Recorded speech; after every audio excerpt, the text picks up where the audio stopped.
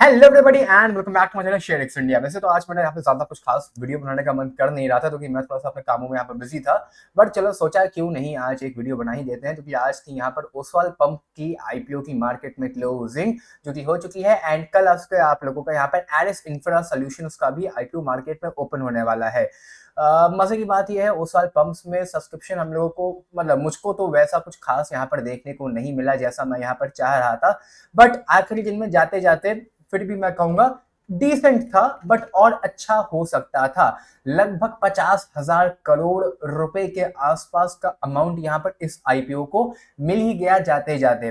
Well technically मतलब ऐसा ही कुछ कुछ मैं यहाँ पर चाह रहा था, बट मैं थोड़ा सा पहले हो जाता तो जीएमपी यहाँ पर इंक्रीज कर जाती। अब इस चक्कर में जीएमपी यहाँ पर उतनी ज्यादा इंक्रीज नहीं कर पाई। मैंने अपने कल की वीडियो में भी कहा था आप लोगों से लगभग 50,000 करोड़, 30,000 करोड़, 40,000 करोड़ के आसपास का अमाउंट जब आईपीओ में लगता है तब जाके जीएमपी थोड़ी बहुत यहाँ पर इंक्रीज कर जाती है। वेल अगर यही चीज यहाँ पर कल या परसों तक हो गई होती तो जीएमपी आप लोग को यहाँ पर मार्केट में आज इंक्रीज करी हुई नजर आ जाती। एज ऑफ टुडे भी जीएमपी यहाँ पर तकरीबन 11-12% के आसपास में स्टक हो चुकी है, जो कि और ज्यादा इंक्रीज हो सकती थी, बट कोई नहीं। चलो बात करते हैं यहाँ पर आप लोगों की अलॉटमेंट के चांसेस के बारे में। एंड आई होप यहाँ पर आप लोगों ने एक ही लॉट के लिए अप्लाई किया होगा, क्योंकि अगर आप लोगों ने ज्यादा लॉट के लिए अप्लाई कर दिया तो कोई उसमें इश्यू तो नहीं है, बट वही है कि मतलब कोई फायदा नहीं हुआ। डेटा सुबह यहाँ पर काफी कस के चेंज हो गया था, उतने कस के डेटा चेंज होगा इसकी मुझे यहाँ पर कल उम्मीद नहीं थी।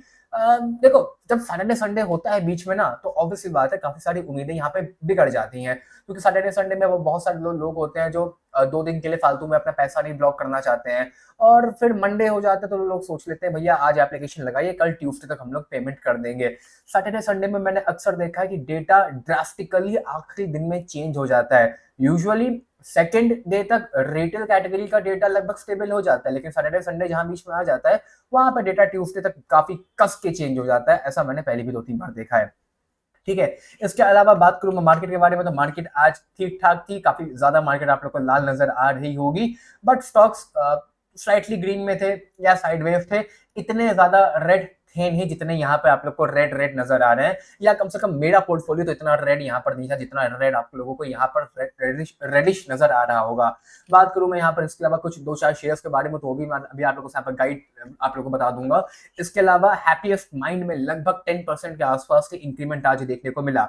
मैं ये नहीं कह रहा हूँ कि मैंने ये बाय करने को कहा था या मैंने इसको रोज कवर कर रहा था। हाँ, मैं इसको यहाँ पर काफी बार मैंने कवर किया था, मेरी वॉच लिस्ट में भी पड़ा हुआ था। और ऐसा भी नहीं है कि अगर आप लोगों ने अभी तक इसको बाय नहीं किया तो आप लोगों ने अपॉर्चुनिटी मिस कर दी। ऐसा बिल्कुल भी नहीं है, ऐसा मन में बिल्कुल भी मत बना के रखना। बट हाँ ये है कि अगर कहीं बीच में बाय कर लिया होता आप लोगों ने तो लगभग अब 20%, देखो पूरा पूरा तो नहीं कहूंगा, बट 10%, 15% कहीं तो आप प्रॉफिट में आ गए होते, क्योंकि ये स्टॉक आज 10 या 11% बढ़ने के बाद अपने 3 महीने पुरानी वाली प्राइस पे पहुंच गया है, जो कि अपने आप में अच्छी बात है भाई। कम से कम अब 3 महीने की जो प्राइस यहाँ पर डाउन जा रही थी वो एक दिन में रिकवर कर ली है। तो मतलब कुल मिला के अगर मैं कहूँ 3 महीने तक अपॉर्चुनिटी थी आप लोगों के पास इसको बाय करने के लिए, ये तो मैं यहाँ पर कह ही सकता हूँ भाई, क्यों ना बोलूं मैं। ठीक है, बट कोई नहीं, अभी भी स्टॉक अपने ऑल टाइम हाई से बहुत नीचे है, लगभग 1500 रुपए के आसपास का स्टॉक है। अभी भी आप लोग को लगभग 700 रुपए के आसपास मिल रहा है, मतलब कि 50% अभी भी ये नीचे है। वेल 60 था बट अब ये 50% ही नीचे यहाँ पर बचा है। तो टाइम अभी भी है। एक बार मैं आप लोग को यहाँ पर बता देता हूँ कि आप लोग के स्टॉक को क्यों बाय करना चाहिए, आप लोग को क्यों नहीं करना चाहिए। भाई प्रॉफिट यहाँ पर इंक्रीज करते लगातार जा रहे हैं। कंपनी का मार्केट कैप लगभग 9,000 करोड़ का है। बीच में रिजल्ट 2-4 ऊपर नीचे आए थे, बट उसका ये मतलब नहीं कि कंपनी यहाँ पर खराब है। स्मॉल स्मॉल सेक्टर की कंपनी में इसको यहाँ पर कहूंगा मैं। 9,000 करोड़ के आसपास का मार्केट कैप है, तो स्मॉल कैप की कंपनी हुई, स्मॉल सेक्टर में कह रहा था, सॉरी। बाकी कंपनी की धमाकेदार है, इसको पोर्टफोलियो में रखा जा सकता है। देखो मेरे जो स्टॉक्स हैं इतना तो आप लोग समझ गए हो कि जल्दी नहीं चलते हैं, 1-2 महीने का टाइम लेते हैं, लेकिन जब चलते हैं तो फिर ऐसा चलते हैं कि कोई पकड़ नहीं पाता है उनको। ये अच्छा, दूसरी बात, ये कोई मेजर स्टॉक्स भी नहीं है, ये मार्केट में ऐसा ही होता है। मार्केट में जब भी स्टॉक्स चलते हैं तो ऐसे चलते हैं कि कोई नहीं पकड़ पाता है। अब होता है क्या पता है, गलत लोग क्या करते हैं, लोग जब यहाँ देखते हैं कि ये भाग रहा है, ये भाग रहा है, ये भाग रहा है, उसको बाय कर लेते हैं, फिर वो लोग यहाँ फंस जाते हैं। तो आप लोग को ये गलती नहीं करनी चाहिए। कभी भी कोई स्टॉक अगर लेना है तो वो स्टॉक लो जो अभी शांत बैठा है, लोगों की नजरों में नहीं आ रहा है, तभी मजा आप लोग को आता हुआ नजर आएगा। चलो बात करते हैं पहले हम लोग यहाँ पर ओसवाल पंप के बारे में। फाइनली मार्केट में आज आईपीओ की हो चुकी है क्लोजिंग। अलॉटमेंट यहाँ पर खाली 614 रुपए वालों को ही मिलने वाली है। ओवर सब्सक्रिप्शन के बाद, मैंने अपने कल की वीडियो में भी कहा था।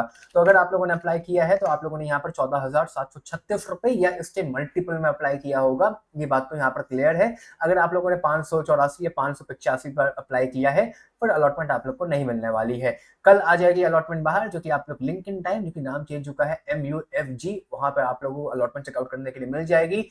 जस्ट फॉर योर इन्फॉर्मेशन, ऐसी एक टिप दे रहा हूँ, MUFG बहुत बड़ा बैंक है यूरोपियन कंट्रीज में, ये कोई छोटी मोटी कंपनी नहीं है। It is a fucking a bank, ये एक बैंक है, जैसे ICICI और HDFC वगैरह है, ये पूरा की पूरा बैंक है भाई यूरोपियन कंट्रीज में, कोई छोटी मोटी कंपनी नहीं है। खैर ऐसी एडवाइस देता था खाली मैं। बाकी IPO की साइज आप लोगों को पता होगी, लिफ्टिंग यहाँ पर हो जाएगी 20 जून को। अब क्योंकि रिटेल कैटेगरी में अगर आप लोग यहाँ पर शेयर साइज देखोगे तो IPO लगभग 3.72 टाइम्स के आसपास ऊपर सब्सक्राइब हुआ है, बट एप्लीकेशन टाइम की बात करेंगे तो लगभग 3.5 गुना से भी कम, 3.13 टाइम्स के आसपास हुआ है। थोड़ी बहुत एप्लीकेशन यहाँ पे ऐसे में रिजेक्ट हो ही जाती है, आमतौर से हर बार यही होता है, बट कोई नहीं, अगर इसको 3 गुना भी मान के चलते हो तो मोटा मोटा 3 में से खाली एक ही आदमी को अलॉटमेंट मिलने वाली है, बाकी दो लोगों का पैसा यहाँ पर अनब्लॉक हो जाएगा। मतलब कि टेक्निकली आप लोग के जो अलॉटमेंट के चांसेस है वो लगभग 33.33% के आसपास के हैं। एग्जैक्टली जानना है तो लगभग 32% के आसपास आप लोग यहाँ पर मान सकते हो, ज्यादा फर्क नहीं है दोनों में। 33% के आसपास की चांसेस हैं कि आप लोग को इस IPO में अलॉटमेंट मिल जाएगी। बाकी 68-67% है कि अलॉटमेंट नहीं मिलने वाली है। डेटा फिर भी काफी अच्छा है, रिटेल कैटेगरी में 20 गुना 30 गुना से नीचे IPO सब्सक्राइब होते नहीं है जल्दी। 3 गुना सब्सक्राइब हुआ है, फिर भी मैं कहूंगा बहुत कम है। जो यहाँ पर संभाला है वो QIB ने संभाला है, QIB ने 88 टाइम्स के आसपास यहाँ पर बिडिंग करी थी, QIB ने ही इस IPO को संभाला है, मैं तो कहूंगा। उम्मीद है, उम्मीद तो मुझे पूरी है, उम्मीद पे तो दुनिया कायम है। यहाँ पर जो GMP है थोड़ी बहुत इंक्रीज तो कर जानी चाहिए, अगर नहीं भी करती है तो इतना तो अब मैं फॉर श्योर हूँ कि यहाँ पर जो लिफ्टिंग है वो डिस्काउंट में या साइडवेज तो देखने को नहीं मिलनी चाहिए। अब ईरान इजराइल में अटैक बढ़ जाए तो बात अलग गई, वरना यहाँ पे जो लिफ्टिंग हो साइडवेज आप लोग को देखने को नहीं मिलनी चाहिए, क्योंकि IPO में सब्सक्रिप्शन बम्पर देखने को मिला है। बाकी जो एस्टिमेटेड प्रॉफिट है 60 रुपए के हिसाब से ही, में अगर 72 रुपए की GMP चल रही है वैसे तो 72 रुपए के हिसाब से आप लोग का जो प्रॉफिट है वो 1700 रुपए के आसपास का होने वाला है। डिसेंट है, अप्लाई किया था तो अलॉटमेंट मिल जाए, थोड़ा बहुत तो प्रॉफिट आप लोग यहाँ कमा ही लोगे। ठीक है, सिमिलर सा ही प्रॉफिट लगभग 1500 से 1600 रुपए के आसपास का आप लोगों को एडिस इंफ्रा सोल्यूशन में भी होने वाला है। एडिस इंफ्रा सोल्यूशन का तो IPO यहाँ पर कल ओपन हो जाएगा। ये IPO भी बहुत छोटा है, लगभग 500 करोड़ का है।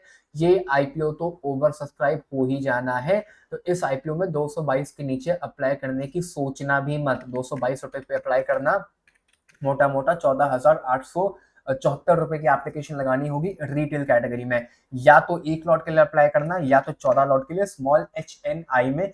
किस कैटेगरी में करना है ये डिसीजन भैया हमेशा आपका होता है, कि मैं कभी नहीं कह सकता हूँ कि किस कैटेगरी में अप्लाई करो। बाकी रिटेल कैटेगरी में ही अप्लाई करो, ज्यादा बेटर रहने वाला है। बाकी IPO आप लोगों के लिए कल से लेकर 20 जून तक के लिए ओपन रहने वाला है। 23 तारीख को आ जाएगी अलॉटमेंट, जो कि आप लोग यहाँ पे again link in time MUFG पे चेकआउट कर पाएंगे, आप लोग को आता ही होगा। चलो IPOs की तो बात यहाँ पर होती ही रहेगी सारी, बाकी IPOs में तो कुछ मेजर अपडेट इसके अलावा है भी नहीं। कोई अपडेट यहाँ पर है तो हाँ, पहला अपडेट मैं दे दूं कि HDB फाइनेंशियल्स का जो यहाँ पर IPO आने वाला है भैया, इसके लिए अभी तक आप लोगों ने आई होप कि HDFC का शेयर बाय कर लिया होगा, क्योंकि बहुत सारे आर्टिकल्स वगैरह आ रहे हैं कि 24th, क्योंकि अगर ये IPO 24 जून से ओपन होने वाला है तो मोस्ट प्रोबेबली डेट निकल चुकी होगी HDFC के शेयर को बाय करने के लिए। मैं रिपीट कर रहा हूं आज 17 जून को भी, कि अगर किसी ने बाय अभी तक नहीं किया है, कल बाय कर लो यार, अब बाय कर लो। फिर शेयर होल्डर कोटा अगर गलती से अनाउंस हो जाएगा ना, फिर आप लोग कहोगे कि यार शेयर होल्डर कोटा था, अनाउंस हो गया, ये है वो है। और ये देखो प्राइस भी यहाँ पर अपडेट हो चुका है, 800 रुपए का प्राइस यहाँ पर दिखा रहे हैं। तो अब जिन लोगों ने 1600 रुपए पे शेयर परचेस कर लिया है, उन लोग की तो नैया डूब गई। मैं किसकी बात कर रहा हूँ भाई, कोई एक कमेंट में किसी ने मुझे किया था कि उसने 1600 रुपए का शेयर परचेस कर लिया है। तो आई होप कि अगर 1600 रुपए का शेयर तुमने परचेस किया है तो GMP के बाद भी 900 रुपए के आसपास का ही प्राइस चल रहा है। इसीलिए मैं मना करता हूं कि अनलिस्टेड शेयर से शेयर्स मत परचेज किया करो। देख रहे हो HDFC का जो प्राइस यहाँ पर आया है लगभग 750 से 800 रुपए के आसपास का आने की। अच्छा ये टेंटेटिव है, ये टेंटेटिव है, तो अगर ये आ गया है ना तो प्राइस इसी के आसपास होगी। तो बहुत संभाल के अनलिस्टेड मार्केट में से प्राइस शेयर परचेज किया करो। और मैं इसलिए हर वीडियो में पिछले 1-1.5 हफ्ते से मना करता हूँ आप लोगों को कि बिल्कुल भी अनलिस्टेड में दिमाग मत मारो। मारना है तो तब मारो जिसका आईपीओ ही नहीं आने वाला है, जिसकी कंपनी का आईपीओ 2-3 साल तक नहीं आने वाला, उस पर दिमाग मारो। एनीवेज चलो ये तो अपडेट हो गया यहाँ पर एचडीबी का। इसके अलावा अगर एनएफसी की बात करो तो एनएफसी से रिलेटेड भी कोई एज सच मेजर अपडेट तो नहीं है, बस आईपीओ आने की ही बस हवा में बातें चल रही हैं फिलहाल यहाँ पर। और एनएफडीएल का आईपीओ भी बहुत जल्द आप लोग को आता हुआ देखने के लिए मिल जाएगा, वही मेरी रोज की एक घिसुपिटी लाइन। चलो इसके बाद आते हैं हम लोग यहाँ पर शेयर्स में पहले यहाँ पर लोग मुझसे पूछ रहे हैं टाटा मोटर्स के बारे में। देखो टाटा मोटर्स यहाँ पर मैंने कल भी कवर किया था, मैं आज फिर से कवर कर रहा हूँ। पहली बात तो Tata Motors is a large cap stock से आप लोग कुछ ज्यादा उम्मीदें वैसे भी मत रखो, वो क्योंकि जल्दी नहीं चलते हैं लार्ज कैप के स्टॉक्स, ठीक है। बाकी हाँ ये है कि अगर 600 650 से अगर 1100 रुपए के आसपास चला जाता है तो आप लोग मोटा मोटा यहाँ पर 100% के प्रॉफिट में आ जाओगे, मोटा मोटा मैं कह रहा हूँ। लेकिन इशू क्या है टाटा मोटर्स में, एक तो इन लोगों का जो रिजल्ट थोड़ा बहुत यहाँ पर आ रहा है, ऊपर नीचे आ रहा है। स्टेबिलिटी के लिए रखना चाहते हो कि पोर्टफोलियो में कि हमें साल में 10% 15% मिल गया, ठीक है। उससे ज्यादा की कोई यहाँ पर उम्मीदें टाटा मोटर्स से मत रखना। मैंने भी ये परचेज किया था तो मैंने मात्र 3,000 4,000 रुपए लगाए थे, वो भी आज से जब मैं छोटा बच्चा था तब लगाए थे। तो मुझे देख के बिल्कुल भी माया मत करना, मेरे पास खाली यहाँ पर 10 शेयर्स ही हैं, तो ये बिल्कुल भी दिमाग मत मारना है इसमें। टाटा मोटर्स में अगेन कोई पॉइंट ऑफ व्यू नहीं है भाई, तुम पूछ रहे हो मुझसे टाटा मोटर्स लेने के लिए, किसी की एज यहाँ पर 70 साल हो 60 साल हो तो मैं कहूँ टाटा मोटर्स लेने के लिए। कोई 20 साल 30 साल 35 साल का कोई मुझसे पूछे कि मैं टाटा मोटर्स ले लूँ, भाई फिर आपका हो सकता है रिस्क एपेटाइट बहुत छोटा हो कि आपके लिए अमाउंट अगर 2 4 5 10% ऊपर नीचे हो जाए तो आपको हार्ट अटैक आ जाएगा, तो हाँ टाटा मोटर्स आप ले सकते हो। वरना बेसिक सी अंडरस्टैंडिंग है स्टॉक मार्केट में। मेरी वीडियोस जो लोग यहाँ पर रोज देख रहे हैं, मैं बार बार कहता हूँ इतने बड़े बड़े मार्केट कैप से आप लोगों को क्या एक्सपेक्टेशन है, ये दुगना नहीं होने वाली, ये एक एक साल में भी दुगना हो जाए तो बहुत बड़ी बात है, बहुत बड़ी बात है, ठीक है। इसलिए यहाँ पर कोई पॉइंट नहीं है सब करने का। बाकी पीआई इंडस्ट्रीज आज भी यहाँ पर काफी ग्रीन में था, थोड़ा बहुत यहाँ पर ग्रीन में था, लगभग 4,000 रुपए के आसपास को क्रॉस करता हुआ नजर आ रहा है। पीआई क्रॉस कर चुका है, थोड़ा बहुत यहाँ पर बस 4200 रुपए के आसपास पहुंच जाए तो ज्यादा बेटर हो जाएगा। बाकी 5,000 रुपए का अल्टीमेट टारगेट यहाँ पर है फिलहाल, तो मैं इसको यहाँ पर खाली 4800 रुपीज के आसपास ही देख रहा हूँ। अगला क्वार्टर का रिजल्ट पीआई का जो आएगा काफी ज्यादा क्रूशियल यहाँ पर रहने वाला है। केआरएन हीट एक्सचेंजर को भी मैंने 1-2 बार पहले कवर किया है, एक बार मैं फिर से यहाँ पर बता देता हूँ एक बार आप लोगों को। केआरएन हीट एक्सचेंजर में लगातार पिछले 1-1.5 हफ्ते से वो भाग रहा था, मतलब थोड़ा बहुत यहाँ पर ग्रीनिश हुआ था। आईपीओ के बाद थोड़ा बहुत यहाँ पर चला भी, लेकिन उसके बाद साइड वेज चला गया है। कंपनी नो डाउट ठीक है, डिसेंट है, बट अभी नया आईपीओ आया था तो तकरीबन ये मान के चलिए कि अभी 3 महीना ये और नहीं चलने वाला है, 3 महीने के बाद ही चलता हुआ आप लोग को नजर आने वाला है। पोर्टफोलियो में रखना चाहो केआरएन हीट एक्सचेंजर को, देखो ब्लू स्टार इनका बहुत बड़ा क्लाइंट है, उसके अलावा कोई मेजर इनका क्लाइंट तो है नहीं, तो मतलब ठीक है स्मॉल कैप समझ के तो रखना चाहो रख सकते हो, वरना ब्लू स्टार ही बस एक मेजर क्लाइंट है, क्लाइंटल बेस कोई बहुत तगड़ा है नहीं। पर्सनली मैं तो अवॉइड करूंगा इसको, पर्सनली मैं तो अवॉइड करूंगा, बाकी आप लोग की मर्जी। एनटीपीसी में बार कवर कर लेता हूँ, एनटीपीसी भी बेहतरीन स्टॉक है, काफी ज्यादा बेहतरीन है, लेकिन वही दिक्कत है इसका मार्केट कैप इतना ज्यादा बड़ा हो चुका है, ऊपर से सरकारी कंपनी है, तो प्रॉफिट इतने ज्यादा होने के बावजूद भी मार्केट कैप से आप इसको कंपेयर नहीं कर सकते हो। पीई के हमेशा ये आप लोग को अंडर ही मिलेगा, ये कभी भी बहुत ज्यादा आप लोग को राइट वैल्यूएशन पे नहीं मिलेगा, हल्का से अंडर वैल्यूएशन पे ही कंपनियां ट्रेड करती हैं, क्योंकि उससे ज्यादा वैल्यूएशन इनको मार्केट देता ही नहीं है। लगभग 450 रुपए के आसपास से अपने ऑल टाइम हाई पे गया था, वहां से गिरने का रीजन भी बहुत सिंपल था, अगर अदरवाइज मैं इसको यहाँ पर स्क्रीनर पे भी दिखाऊं तो एनटीपीसी देख सकते हो पी के पॉइंट ऑफ व्यू से भी राइट वैल्यूएशन पे ही मिल रही है। मतलब अंडर वैल्यूएशन हो सकता है आप लोग को लगे कि इतना ज्यादा प्रॉफिट है तब तो मार्केट कैप इतना ज्यादा होना चाहिए, बट कभी भी स्टॉक मार्केट गवर्नमेंट कंपनीज को इतना ज्यादा भाव देती नहीं है, तो जनरली ये आप लोग को ऐसे ही मिलेगी। बाकी इंडिगो पेंट्स वगैरह या हो गया या अमर राजा भैया रख लो पोर्टफोलियो में, अमर राजा अभी तक चला ही नहीं है। 1,000 रुपए के आसपास से अभी भी मिल रहा है, 1,000 रुपए के आसपास आप लोग को इंडिगो पेंट्स भी मिल रहा है, दोनों स्टॉक रख सकते हो पोर्टफोलियो में, रख लो। खासकर अमर राजा पे तो मैं ज्यादा बुलिश यहाँ पर हूँ, क्योंकि अमर राजा का प्रॉफिट बहुत कस के इंक्रीज कर रहा है, ठीक है, तो अमर राजा भी एक बेहतरीन चॉइस है, वरना इंडिगो पेंट्स सबके लिए बेटर चॉइस है।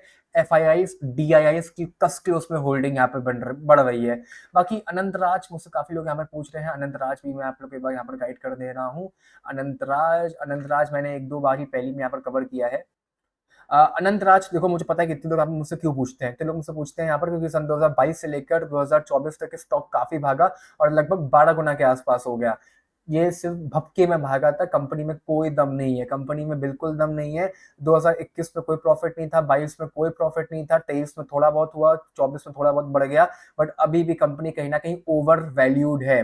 रिकवरी की कोई उम्मीद नहीं है, लगभग मैं इसको डाउनग्रेड करूंगा, ₹450 के आसपास से आएगा, बिल्कुल आएगा, नहीं आएगा तो स्टॉक यहाँ पर आप लोग का स्टेबल रहेगा।